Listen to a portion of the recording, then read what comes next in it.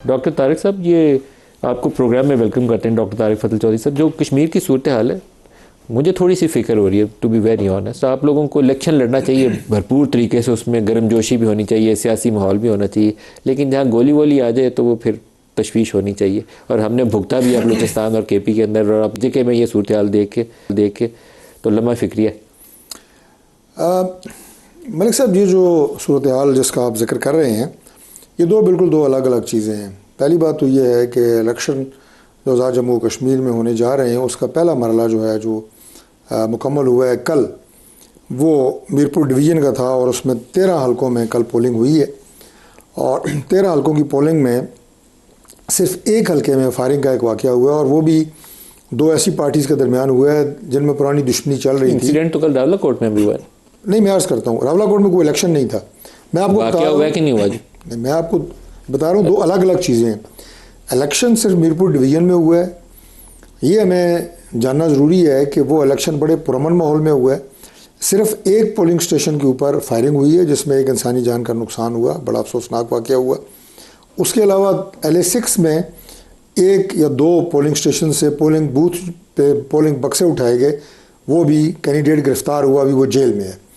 तो जो इलेक्शन है 13 कॉन्स्टिट्यूंसीज़ में, वो पुरअमन था, शफाफ था, उसमें धांधली का कोई इल्ज़ाम नहीं। रावला कोर्ट में क्या हुआ सर? मेरी बात तो सुनो। धांधली का इल्ज़ाम तो लगा रहे, और कोई इलेक्शन नहीं हुआ ना, आप दोनों जो मिक्स कर दिए आपने।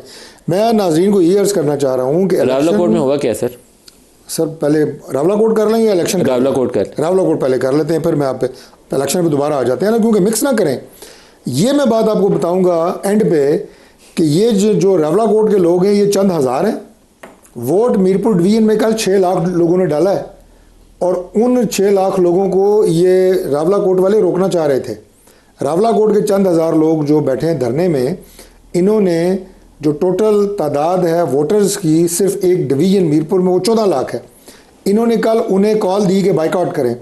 उनमें से कल वोट डाला है 6.5 लाख। हम 6.5 लाख लोगों की बात सुने जो सियासी अमल का हिस्सा बने हैं कल, या ये चंद हज़ार लोग जो रावला कोर्ट बैठे हैं, इनकी बात सुने, या आप मुझे बता। बोलते जो चंद हैं वही सब, ये नहीं, चंद नहीं बोलते। ये 6 लाख लोगों ने जो वोट डाला है वो भी तो बोले हैं ना, वो तो बैलेट के जरिए बोले हैं। 6 लाख ने किसको वोट डाला सर? जिस जमात को मर्जी डाला हो। टोटल वोट जो कास्ट हुआ है ना, वो 6 लाख था। तो मैं अर्ज ये कर रहा हूँ कि 6 लाख लोग। जी, दावा है आपका? दावा नहीं, हकीकत है।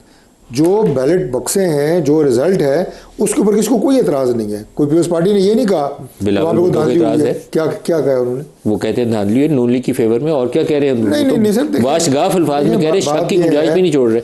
बात यह है कि मैं उसको सियासी बात का जवाब सियासी दूंगा, लेकिन अभी मैं फैक्ट के ऊपर हूँ।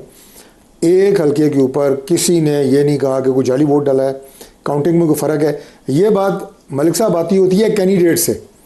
वहाँ पे 13 हल्के थे, किसी एक कैंडिडेट ने नहीं कहा कि मेरा वोट चोरी हुआ है या वो ठप्पे लगे हैं। उनकी पार्टी का सरबराह कह रहे हैं कि वो कह रहे हैं नून लीग के हक में। पार्टी सरबराह सियासी बयान दे रहे हैं ना, वो रियासत को पका रहे हैं, रियासत को नून लीग का मफाद, वो सियासी बयान है। मैं सियासी बयान का जवाब सियासत से दूंगा, लेकिन वो हवा में तीर है, उनका निशान भी तीर है, हवा में तीर चला रहे हैं। कल कोई मुझे उम्मीदवार चाहिए पाकिस्तान पीपल्स पार्टी का मीरपुर से, जिसने कहा हो कि जाली वोट डाला है, कोई ठप्पा लगा है। मैं मीरपुर में मौजूद था, मैं आज आया हूँ वापस। बिल्कुल कोई ऐसी वहाँ पे ना वारदात हुई है, ना इल्ज़ाम लगा है। अब आ जाते हैं रावला कोर्ट पे। देखिए, रावला कोर्ट में जो मैंने आपको कहा है कि चंद हज़ार लोग हैं, इनके साथ हम पिछले साल अक्टूबर में भी बैठे, सितंबर में भी बैठे, इस दफ़ा 30 मई को भी बैठे। मैं भी उस डेलीगेशन का या प्राइम मिनिस्टर की मुकर्रर करदा टीम का हिस्सा था। 12 मरतबा इनके मुतालबात पूरे किए, हाथ जोड़े कि मामलात को बैठ के खुश असलूबी से तय करें। अब इन्होंने अगर ज़िद ठान ली है कि नहीं, हमने पुरतशद्दुद रास्ता ही इख्तियार करना है, और मुतालबा क्या है जी? 12 सीटें। 12 सीटें बंदे मारने से, चाहे वो पुलिस है या रेंजर है, या बंदे मरवाने से, क्या वो ख़त्म हो जाएंगी? वो 12 सीटें आज़ाद कश्मीर के कॉन्स्टिट्यूशन आइन में प्रोटेक्टेड हैं, उसका एक तरीक़ाकार है, उस पर बात करने की ज़रूरत है। हम उसके लिए पहले भी बैठे हैं, आज भी बैठने के लिए तैयार हैं। पीपल्स पार्टी जो बात कर रही है ना, इनके 2 सीनियर रहनुमा राजा परवेज़ अशरफ और कमर कायरा हमारी उस टीम का हिस्सा थे। तो हम जब इनसे मुज़ाकरात कर रहे थे तो हम इकट्ठे बात कर रहे थे।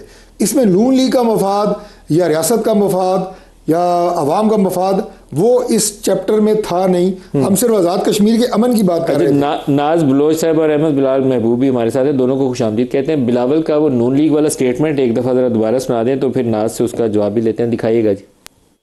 रियासत पाकिस्तान ने यह फैसला करना है कि क्या हमारे लिए कौमी मफाद ज्यादा अहम है या नून लीग का मफाद ज्यादा अहम है। लग ऐसे रहा है कि रियासत का हर फैसला कौमी मफाद को तरजीह देने के बजाय नून लीग को मफाद को तरजीह दे रहे हैं, और अब हम खामोश होके ये तमाशा नहीं देख सकते हैं। नून लीग के मफाद में हम किसी के साथ खड़े होने के लिए तैयार नहीं। नून लीग के मफाद के नाम पे पाकिस्तान का क्या हशर हुआ? क्या आप समझते हो कि तमाम सियासी जमातें बेवकूफ है? हम कौमी मफाद में खामोश थे। हम पुरअमन रहते हैं, पुरअमन रहना चाहते हैं, वरना मैं भी सदर जरदारी का बेटा हूँ। मीर शाहनवाज भुट्टो और मीर मुर्तजा भुट्टो का भांजा हूँ। मुझे मजबूर ना करे कि पीपल्स पार्टी भी एतमाद उठ जाए।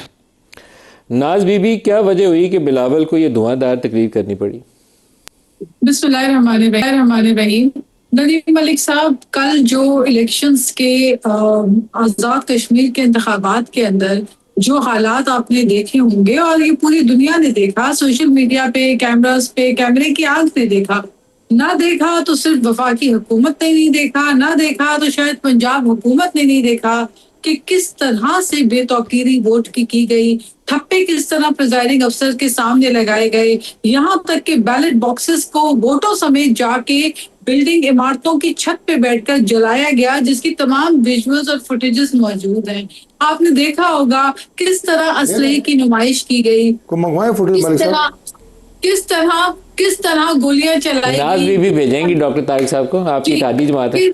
किस तरह गोलियां चलाई गई, और जो बातें मैं कर रही हूँ ये बेसरों पैर नहीं कर रही। राजा परवेज अशरफ साहब ने बाकायदा हमारे कैंडिडेट्स के साथ बैठ के प्रेस कॉन्फ्रेंस की और ये तमाम विजुअल्स तमाम चैनलों ने दिखाई हैं। तो अगर मेरे भाई तारिक फजल चौधरी साहब जो है थोड़ा सा वक्त निकाल लें तो और जाके अपनी प्रेस कॉन्फ्रेंस से हटकर अगर राजा परवेज अशरफ साहब की प्रेस कॉन्फ्रेंस सुन लें तो उसमें वो तमाम उनके पास सबूत आ जाएंगे जो कैंडिडेट्स बराह रास्त खुद बैठकर दिखा रहे हैं कि उनके साथ क्या ज्यादतियां हुई है। चाहे वो राजमहल में हो, चाहे वो पूरे मीरपुर में हो, चाहे वो कोटली में हो, चाहे वो बराह रास्त एक वर्कर का हमारे जिस वर्कर राजमहल में नाज को ये नहीं पता है इनका अपना बंदा जीता है जी, ये तो हालत है।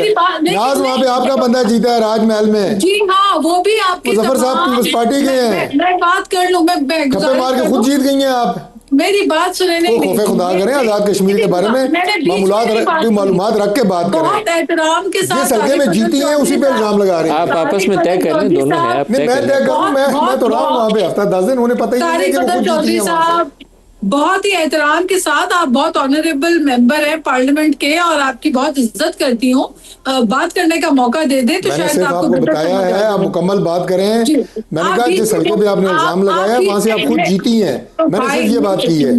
नहीं तो सुन तो लेना। तो जब आपने हल्के में ये आपके मुकाबला करके अपने वोट का तहफ़्फ़ुज़ करके किस तरह से हमने फाइट किया है, अपने वोट का तहफ़्फ़ुज़ किस तरह से किया है, हमने हर चीज की निशानदेही इलेक्शन कमीशन को की। आप लोगों को क्या जरूरत पेश आई थी कि इलेक्शन से चंद कुछ दिन पहले आजाद कश्मीर के लोगों को बसेस देकर आप क्या समझ रहे थे कि लोगों की जहन साजी ऐसे की जाएगी? आपने रूल्स की जो वायलेशन की है वो तमाम एविडेंसेस, वो तमाम प्रूफ, चाहे इलेक्शन डे हो चाहे इंतखाबात से पहले हो, वो सब हमने जमा करवा दिए इलेक्शन कमीशन को।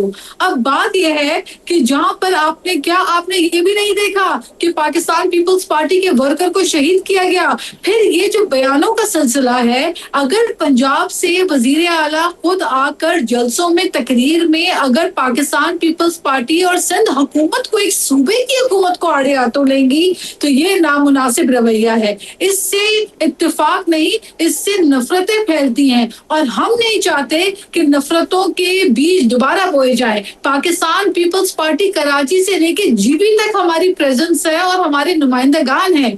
आज हम पंजाब में भी हमारे नुमाइंदगान हैं, हमारे नुमाइंदगान बलूचिस्तान में भी हैं। तो हम तो वफाक की अलामत है। हमसे अगर आप सुबह सुबह खेलेंगे और आजाद कश्मीर में जाकर आप सिंध हुकूमत को और चेयरमैन पाकिस्तान पीपल्स पार्टी के खिलाफ तुम दो तेज बयानात देंगे, चले छोड़ दे वजीर आला पंजाब, उन्होंने जो कहा सो कहा। मैं समझती हूँ कि जो आपकी पार्टी के कायद ने जाकर वहां पे बयानात दिए, बाकायदा नाम लेकर आप लोगों ने तकरीरें की, वो आपका चले सियासी मार्का था, आप करें, हम उसका जवाब सियासी अंदाज से देंगे। लेकिन हमने बहुत तहम्मुल के साथ जीबी के इलेक्शंस में भी बहुत कुछ देखा, मगर वोट का तहफ्फुज Bilawal Bhutto chairman Pakistan Peoples Party ने यकीनी बनाया।